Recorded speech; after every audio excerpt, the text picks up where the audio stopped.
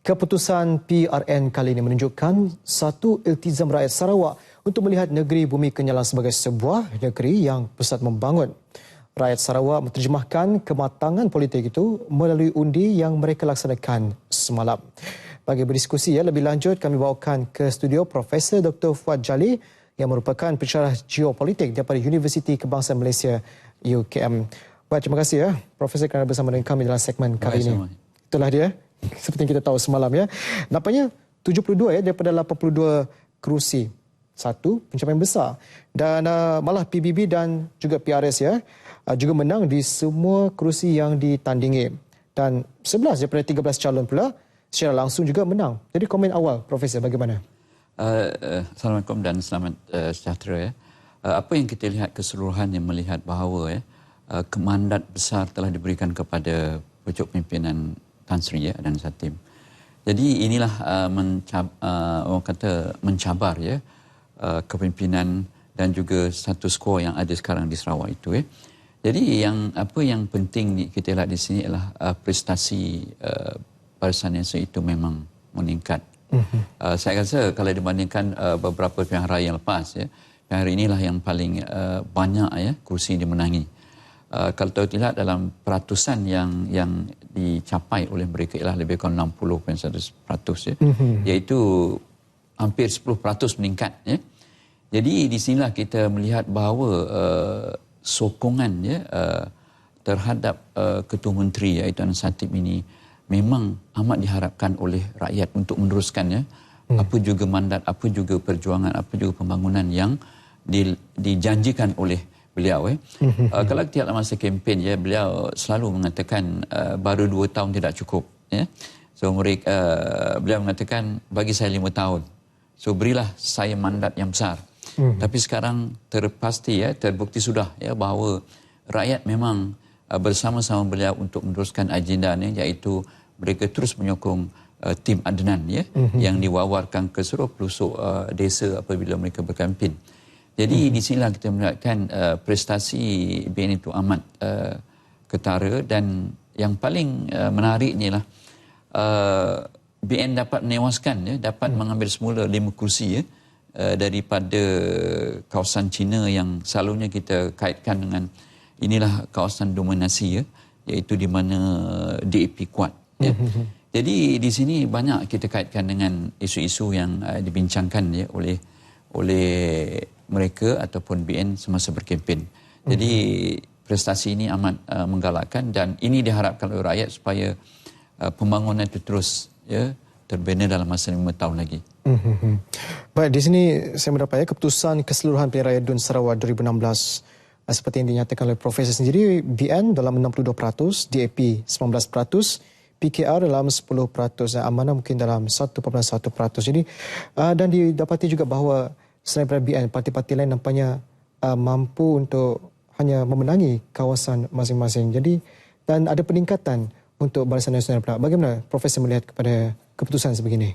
Kita melihat peratusan yang dicapai oleh BN itu meningkat macam tadi kata dah hampir 10% yang diambil daripada peratusan kemenangan daripada DAP. DAP dapat 19%. Saya rasa kalau pilihan raya kecil, pilihan raya negeri Sarawak pada 2011 mereka hampir dapat 25%. Jadi di sini kita melihat prestasi mereka itu menurun. Begitu juga di kalangan parti pembangkang. Yang kita lihat pattern yang menarik kita lihat iaitu PAS dan PKR dan juga PAN. Parti Amanah. Parti Amanah kita lihat memang tidak popular di sana. Saya rasa yang undi yang mereka dapat yang paling rendah adalah 103. Betul. Jadi ini melihatkan bahawa populariti PAN di Sarawak memang tidak ada. Begitu juga PAS. PAS ni peningkatan tu tidak banyak, tetapi kesimpulan situ kita lihat prestasi parti-parti pembangkang ini tidak mantap di Sarawak.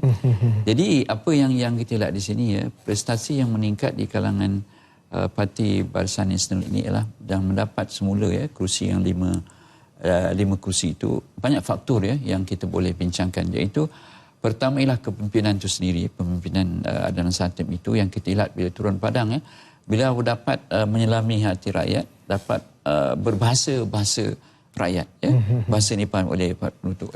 Lagi satu, isu-isu dimainkan oleh Basana ialah isu pembangunan. Di Sarawak ni kita masih melihat isu pembangunan paling dominan, yang diperlukan oleh rakyat. Walaupun Parti Pembangkang membawa isu-isu GST, YNDB, tapi tidak berjalan dengan baik, tidak mempengaruhi mereka. Malahan slogan mereka, dia kata kalau BN menang, GST naik. Dan macam-macam isu yang tidak langsung memainkan peranan dalam menukar pola pengundian di kalangan rakyat Sarawak. Jadi mereka ni lebih fokus, lebih dekat parti mereka ialah isu-isu lokal, pasal kemiskinan, pasal infrastruktur, pasal Wi-Fi-nya. Masa kami pergi di sana, mereka mohon Wi-Fi, mereka mohon internet. Yang ini seharusnya akan diuruskan oleh Adnan Satem sebagai salah satu janji beliau untuk memastikan mandat diberi itu mestilah disusuli dengan mandat besar untuk memastikan manifesto parti dan janji mereka itu perlu diuruskan dengan baik. Jadi faktor-faktor ini saya melihat yang menyebabkan prestasi ataupun peratusan yang diperoleh oleh PIN itu amat menonjol, meningkat. Lagi satu, saya rasa kesilapan juga disebabkan oleh pertelagahan ataupun pertandingan sesama sendiri di antara PKR, DAP.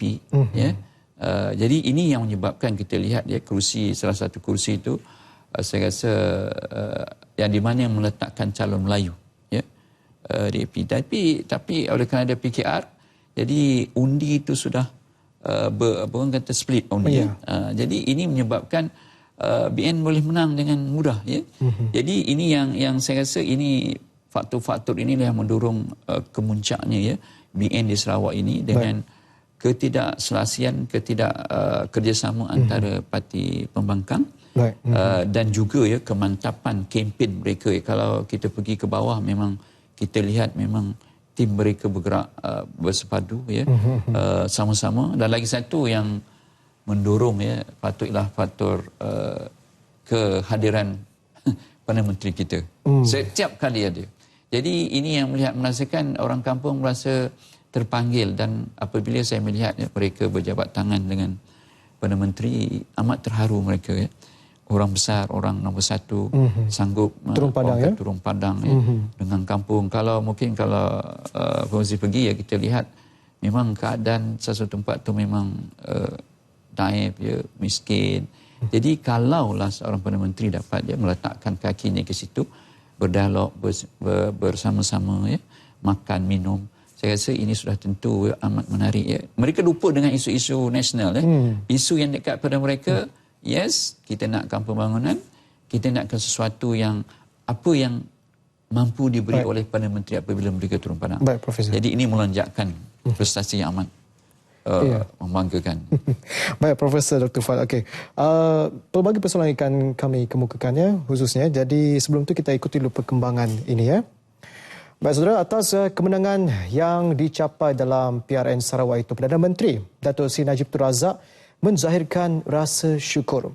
Beliau yang juga pengerusi BN terus mengucapkan terima kasih kepada para pengundi atas kepercayaan mereka terhadap Barisan Nasional. Datuk Seri Najib mengucapkan setinggi-tinggi tahniah kepada Ketua Menteri Tan Sri Adnan Satem yang telah mengetuai jentera pilihan raya BN dengan cemerlang. Beliau juga menyampaikan ucapan tahniah kepada calon-calon BN yang telah dipilih rakyat. Pesannya, kotakan segala janji yang diberi dan berkhidmat untuk rakyat. Datuk Seri Najib menyatakannya menerusi catatan dalam blognya najibrazak.com. Bagaimanapun katanya, kejayaan cemerlang BN ini diiringi perasaan amat sedih. Berikutan nahas helikopter Khamis lalu. Semua 6 penumpang helikopter berkenaan merupakan sebahagian daripada mereka yang gigih melaksanakan tugasan dan tanggungjawab masing-masing. Komitmen, kerja keras dan pengorbanan mereka akan terus dikenang. Dalam pada itu, Perdana Menteri terus berjanji tidak akan mensia-siakan mandat dan kepercayaan yang diperoleh BN demi memastikan Sarawak akan terus makmur, membangun dan maju seiring dengan kemajuan negara.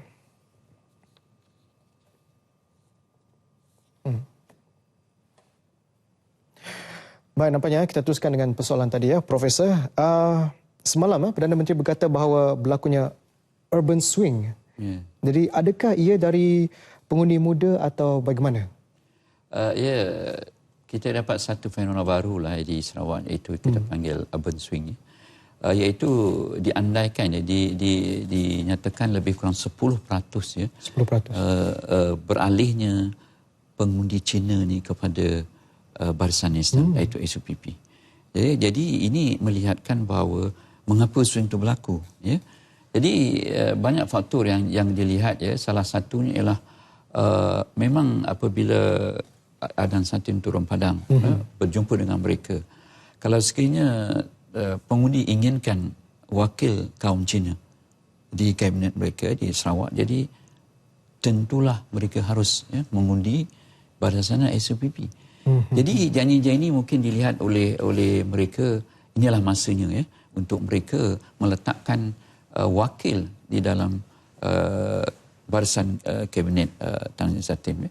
Lagi satu yang saya rasa yang menariknya, yang swing tu berlaku ialah kerana kalau saya ingat ya, beliau dasar terbuka kepada kaum Cina ni. Yang pertama ialah beliau mengatakan pengiktirafan sijil peperiksaan bersepadu. Ya, iaitu UIC ya, Sekolah Cina.